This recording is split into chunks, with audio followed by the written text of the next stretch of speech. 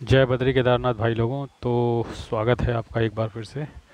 और जैसा कि मैंने प्रेडिक्ट किया था कि आज मार्केट जो है काफ़ी अच्छी गिरावट होगी और क्रैश टाइप सिचुएशन होगी, तो आई थिंक मार्केट में अच्छा खासा क्रैश आ रखा है। और जब मैं ये वीडियो देख रहा हूँ तो इसमें कम से कम 263 पॉइंट जो है निफ्टी डाउन है, और बैंक निफ्टी लगभग 555 पॉइंट डाउन है।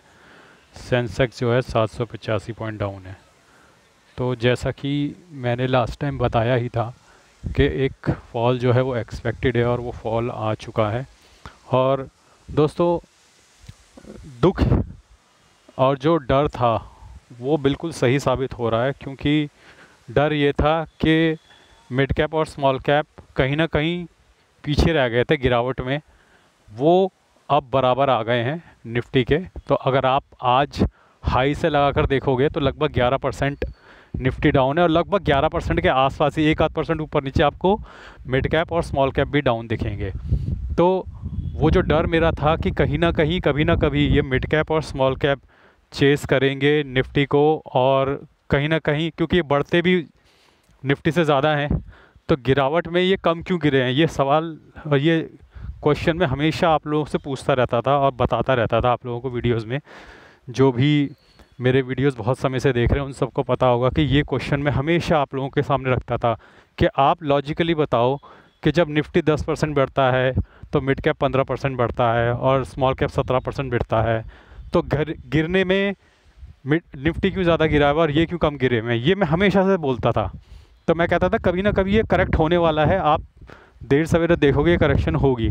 और अब आप देख लो कि मिड कैप और स्मॉल कैप उनमें अब ज़बरदस्त गिरावट आ रही है, और लगभग उन्होंने निफ्टी को क्रॉस कर लिया है, यानी कि अब वो निफ्टी से ज़्यादा गिर गए हैं, और ये गिरावट और बढ़ सकती है मिड कैप और स्मॉल कैप के अंदर।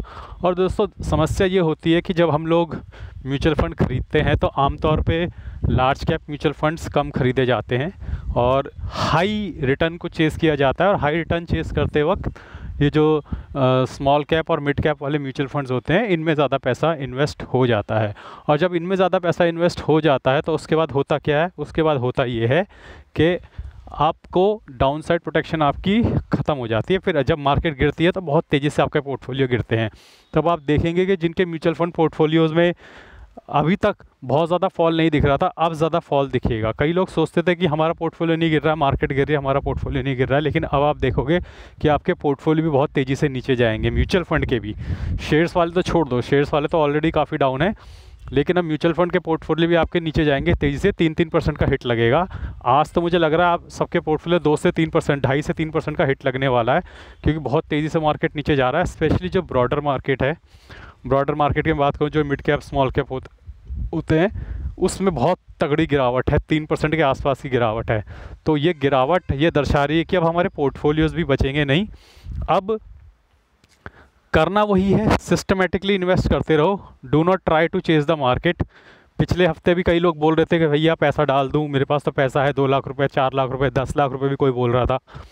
मैं तब भी ये समझा रहा था, आप मार्केट को टाइम करने की कोशिश मत करो, क्योंकि आप मार्केट को टाइम नहीं कर पाओगे। सिस्टमेटिकली डालो, इस वक्त कोई भी टाइम नहीं कर पाएगा, क्योंकि आप डाल दोगे 10 लाख रुपया, मार्केट यहाँ से 22,000 चली गई, तो फिर आप फिर नीचे आ जाओगे, अच्छे खासे लॉस में खड़े हो जाओगे। तो सिस्टमेटिकली पैसा डालते रहो और एवरेज करते रहो। एनएवी सस्ती मिल रही है, बहुत सारे शेयर सस्ते दाम पे अवेलेबल हैं इस वक्त, है तो सेल चल रही है मार्केट में, लेकिन ये सेल जब तक चलती रहेगी तब तक आपको नुकसान आपके पोर्टफोलियोज़ में दिखते रहेंगे, तो ड्रॉ डाउन आपके पोर्टफोलियो में दिखता रहेगा। तो आपको सिर्फ ये करना है कि इस समय घबरा कर इन्वेस्टमेंट बंद नहीं करनी है। कम करो, ज़्यादा करो, एसआईपी लगा लो। अगर दिमाग काम करना बंद कर देता है ऐसी सिचुएशन में, ये मैं आपको बता दूं, ये मेरे पिछले 14-15 साल का तजुर्बा है। तो उस तजुर्बे से मैं बता रहा हूँ कि ऐसी सिचुएशन में जब आप अपने पोर्टफोलियोज़ को रोज़ गिरता हुआ देखोगे ना, आपका दिमाग काम करना बंद कर देगा। जब आपका दिमाग काम करना बंद कर देगा तो आपका दिमाग आपको ऑटोमेटिकली ये बोलेगा कि मत डाल, इन्वेस्टमेंट मत कर घबराहट में। लेकिन अगर आप सिस्टमेटिकली इन्वेस्ट करते रहोगे, एसआईपी के थ्रू इन्वेस्ट करते रहोगे, तो आप का दिमाग तो बोलेगा, लेकिन सिस्टमेटिकली आपका पैसा कटता रहेगा आपके अकाउंट से, अनटिल एंड अनलेस आप जाके उसे भी ना रोक लो। तो इस सिचुएशन में बस एक काम करना कि अपनी इन्वेस्टमेंट रोकना मत, क्योंकि अगर तुमने इन्वेस्टमेंट रोक दी तो समझ लो ये जो गेन हो जाएगा ना, 6 महीने बाद, 8 महीने बाद, 10 महीने बाद, तुम उस गेन से वंचित रह जाओगे।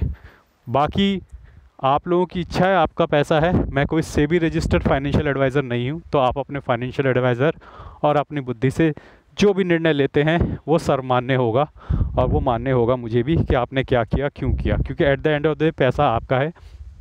और कुछ लोग ऐसा भी करेंगे कि लालच में कुछ ओवर इन्वेस्ट कर देंगे। देखिए, ओवर इन्वेस्ट भी नहीं करना है, ठीक है। आपके जीवन में बहुत सारे मौके आने वाले हैं। आप तो 10-15 साल के लिए इन्वेस्ट कर रहे हो ना, तो आपको अगर ये लग रहा है कि बस यही मौका है, इसके बाद दोबारा कभी मौका नहीं आएगा, इसके बाद दोबारा कभी मार्केट सस्ती नहीं होगी, इसके बाद दोबारा कभी मार्केट नहीं गिरेगी, तो आप गलत सोच रहे हो। ये तो हर 2 साल का खेल है। 10% करेक्शन, 15% करेक्शन, ये तो हर 2 साल का खेल है, ये तो होगा ही होगा। 2022 में भी तो आया था 10% का करेक्शन, वो भी किसी को याद नहीं है, लेकिन वो क्विक हुआ था, वो 1-2 महीने में ख़त्म हो गया था, नीचे जाके फटाफट ऊपर आ गया था 2 महीने में। तो वो दर्द उतना सहन नहीं हुआ था, लेकिन ये दर्द सह रहा है क्योंकि अब ये 4 महीने से ऊपर हो चुके हैं, और शायद ये अगले आने वाले 5-6 महीने और जारी रहे। तो ये दर्द भी हो रहा है और लंबा भी चल रहा है। बाकी आप देखते हैं कि शेयर मार्केट में भी मुझे तगड़ा नुकसान हो रहा है। आप देख सकते हैं कि 14,727 रुपये का मेरा लॉस हो चुका है। 1,56,000 मेरी इन्वेस्टेड वैल्यू और 1,41,000 मेरे करंट वैल्यू है। और एक चीज़ जो इंपॉर्टेंट चीज़ जो मैं आपको दिखाने जा रहा था, ये देखिए, निफ्टी 50 लगभग -1% डाउन है, यानी कि हमारे लार्ज कैप के जो शेयर है, 50 जो कंपनियाँ होती हैं, वो लगभग 1.11% डाउन है। अब गौर कीजिएगा, मिड कैप 50 पे, मिड कैप 100 पे और मिड कैप 150 पे 3.23% down, mid cap 50, mid cap 100 3.17% down, mid cap 150 3.13% down, यानी कि 3% से ऊपर की गिरावट है मिड कैप में। उसके बाद नज़र रखिएगा स्मॉल कैप 100 पे -3.23% down, small cap 50 -3.03% down, small cap 250 -3.21% down. यानी कि कोई भी इंडेक्स, चाहे 50 का उठा लो, 100 का उठा लो, 250 का उठा लो, सब में 3% की गिरावट है। All across the board, all across the sector, सब जगह गिरावट है। मिड कैप और स्मॉल कैप में 3% से ऊपर की गिरावट है। ये मैं इंडेक्स की बात कर रहा हूँ, I am talking about index. हो सकता है कि जिन लोगों के पास इंडिविजुअल शेयर होंगे वो तो आज 10-10% डाउन होंगे उनके एक ही दिन में, उनकी बात नहीं कर रहा मैं, ओवरऑल इंडेक्स की बात कर रहा हूँ। ओवरऑल इंडेक्स ही 3% डाउन है। तो आप देख सकते हो कि कितनी बुरी हालत है इस वक्त मार्केट में, और जो शेयर आप पकड़ोगे उस शेयर की पिटाई हो रही है, जो शेयर आप पकड़ोगे उस शेयर की पिटाई होगी। आप म्यूचुअल फंड पकड़ोगे, म्यूचुअल फंड की पिटाई हो रही है। तो धैर्य मत खोना, हर जगह इस तरह के वीडियोस आ रहे होंगे, लेकिन मैं आपको मोटिवेट भी कर रहा हूँ, बीच बीच में आपको ये भी समझा रहा हूँ कि समय तो यही है, डर कर भागना मत और अपनी SIPs मत रोक देना, ठीक है। क्योंकि तुम बॉटम प्रेडिक्ट नहीं कर सकते, इसलिए तुम दिमाग मत लगाओ कि भैया इसके बाद तो नहीं गिरेगी, इसके बाद तो नहीं गिरेगी, किसी को नहीं पता कहाँ तक गिरेगी। तो सिस्टमेटिकली इन्वेस्ट करते रहो, 2-4 जितना भी है आपके पास कैपिटल, उसे सिस्टमेटिकली लगा दो। हफ्ते हफ्ते की SIP लगा दो, अगर आपको चेज़ करना है हफ्ते हफ्ते की SIP लगा दो। मैंने भी वीकली SIP लगा रखी है इंड मनी ऐप पे, तो वो इन्वेस्ट होता रहेगा पैसा और आपको पता भी नहीं चलेगा, ठीक है। और आपको सस्ती NAV में आपके म्यूचुअल फंड्स बाय हो जाएंगे। ये फिनवेशिया का मैं आपको बता चुका हूँ, और इंड मनी में बताने लायक आज कुछ है नहीं। बाकी सबसे खतरनाक पिक्चर तो यहीं दिख रही है, national stock exchange of India की वेबसाइट में। जब मैंने देखा तो मैं मीटिंग से बाहर आया, लंच किया, और लंच करके जब मैंने देखा कि भाई साहब स्मॉल कैप और मिड कैप तो 3-3% डाउन है, तो मेरा तो माथा हिल गया। तो मैंने सोचा आप लोगों के लिए वीडियो बनाता हूँ। देखिए, अब ऐसे सिचुएशन में काम करने का दिल भी नहीं करता, लेकिन अब मुझे जाके काम भी करना है, फिर से मीटिंग में घुसना है। तो मैंने सोचा फ़िलहाल एक 10-15 मिनट का आप लोगों के लिए वीडियो बना दूं, उसके बाद मैं काम करने के लिए निकलूं। तो दोस्तों, धैर्य मत खोना, हिम्मत मत खोना, सिस्टमेटिकली इन्वेस्ट करते रहो। मैं आप लोगों के साथ हूं। हालांकि मैं कोई भगवान नहीं हूं, मैं कोई एक्सपर्ट नहीं हूं, मैं सेबी रजिस्टर्ड एनालिस्ट भी नहीं हूं, मैं इस कैपेसिटी में भी नहीं हूं कि मैं आपको एडवाइस कर सकूं कि आप खरीदो या बेचो। लेकिन मैं सिर्फ ये बता रहा हूँ कि मैं इन्वेस्टेड हूँ, मैं कहीं नहीं भाग रहा हूँ, मैं इन्वेस्ट करता रहा हूँ, करता रहूँगा। मेरी SIPs चालू थी, चालू है, चालू रहेंगी।